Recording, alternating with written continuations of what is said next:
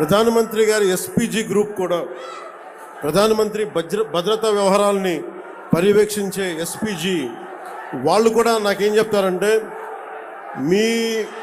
మీ వాళ్ళతో మేము పడలేం. ప్రధానమంత్రి గారికి మేము ఏ పర్యటనకు తీసుకెళ్ళినా, మేము కాశ్మీర్లో పర్యటన పెట్టుకున్నా మాకు ఇబ్బంది ఉండదు, మాకు భయం ఉండదు. కానీ మేము మీరున్న సభలకి రావాలి, మీ జనంతో రావాలి అంటే మేము దాని మీ ఉత్సాహాన్ని ఎలా ఆపాలో తెలియట్లేదు మాకు. మీరు అందరూ అంత మిలిటెంట్గా ఉంటారు అంటే ప్రేమ చూపించినలాగే ఉంటుంది మీది. చాలా రా లవ్ మీరు.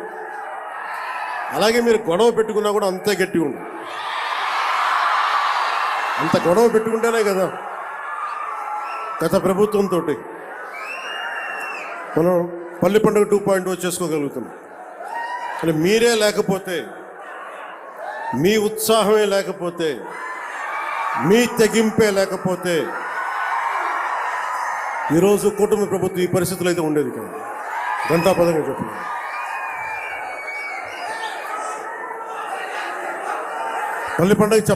పల్లి పండుగ గురించి చెప్పబోయే ముందు ముఖ్యంగా ఇక్కడున్న జెన్జీ 20 ఏళ్ళు 2000 తర్వాత పుట్టిన పిల్లలు, యువత, నేను మీ భవిష్యత్తు కోసం ఆలోచిస్తున్నాను. అది ఆఖరిలో చెప్తాను. మీ భవిష్యత్తు కోసమే నేను ఆలోచిస్తున్నాను. మిగతా వారి సంగతి నాకు తెలియదు, కానీ నా వరకు నేను చెప్పుకోగలను. నేను చాలా 15 సంవత్సరాలు ప్రైమ్ కెరీర్ నాది. 2003, 2004, 2005 నుంచి నా జస్ట్ కెరీర్ టేకాఫ్ అవుతా ఉంది. ఎవరైనా సరే ఒక 50-55 ఏళ్ళు వచ్చాక పాలిటిక్స్ గురించి ఆలోచిస్తారు. నేను ఎర్లీ 20స్లో 20 వయసులో ఉన్నప్పుడు ఆలోచించాను. దేనికంటే నేను వచ్చే తరం కోసం ఆలోచించాను, పుట్టబోయే తరం కోసం ఆలోచించాను. ఆ అనుభవమే, ఆ నిర్ణయమే నన్ను మీకోసం అండగా నిలబడేలా చేసింది.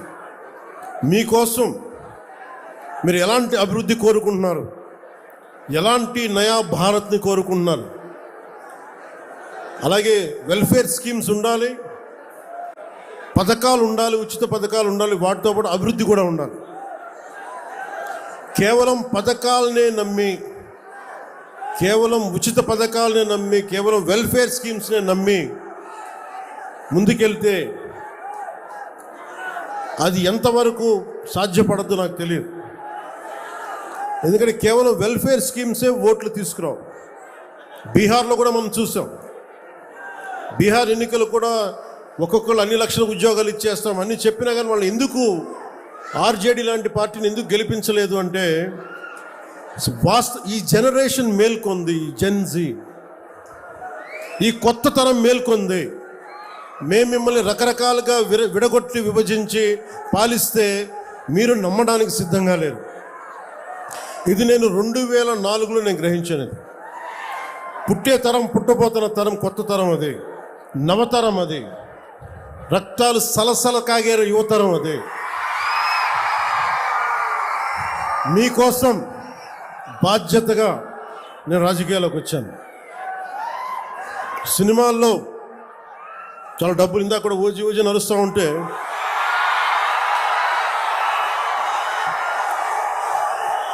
ఓజీ లాంటి సినిమాలు మనం 2004 తర్వాత కొట్టేవాళ్ళం.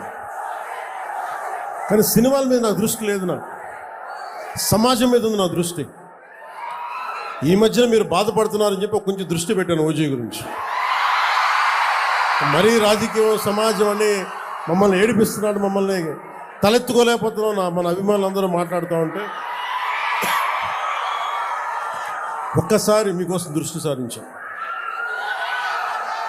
ఎందుకంటే నాకు సినిమాలు ఒకే నా బతుకు తెరువు, నా జీవనాధారం. రాజకీయం నా బాధ్యత. నా దేశభక్తిని చూపించుకోవడానికి, నా సామాజిక బాధ్యతను నిర్వర్తించడానికి నేను ఎంచుకున్న బాధ్యత ఇది. సో మీకోసం ఇలా చేయబట్టే నేను దాదాపు ఈ రోజున పల్లె పండుగ ఈ 2.0 సందర్భంగా మనం దాదాపు 6,000 కోట్ల రూపాయలతోటి పనులు మొదలు 6,787 కోట్ల రూపాయలతోటి 13,326 గ్రామ పంచాయతీల్లో 53,382 పనులని మనం ప్రారంభించబోతున్నాం. దీనికి మీరు 5 సంవత్సరాల క్రితం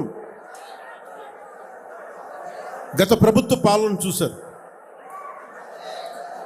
ఈ 5 సంవత్సరాల కాలంలో మీరు ఒకసారి జ్ఞాపకం తెచ్చుకుంటే మీకు ఏం గుర్తొస్తే చెప్పండి. వాళ్ళు చేస్తుంది గుంతలున్న రోడ్లలో చేపలు పట్టడాలు, రోడ్లు వేయకపోవడాలు,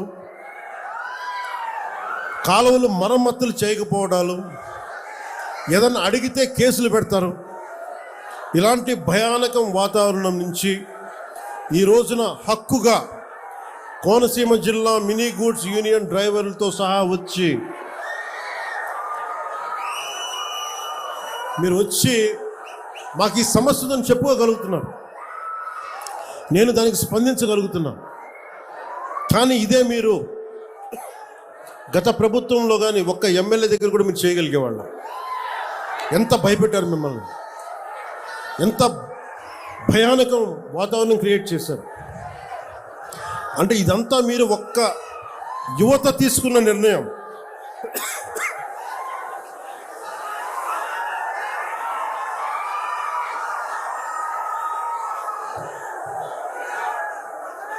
మీరు ఒక సరైన నిర్ణయం తీసుకొని ఒక సరైన కూటమి ప్రభుత్వాన్ని మీరు నారా చంద్రబాబు నాయుడు గారి నాయకత్వంలో, గౌరవ ప్రధానమంత్రి గారి నాయకత్వంలో కూటమి ప్రభుత్వాన్ని మీరు ఎంచుకోగానే ఇన్ని వేల కోట్లు మనం ఈ రోజున ఖర్చు పెట్టగలుగుతున్నాం.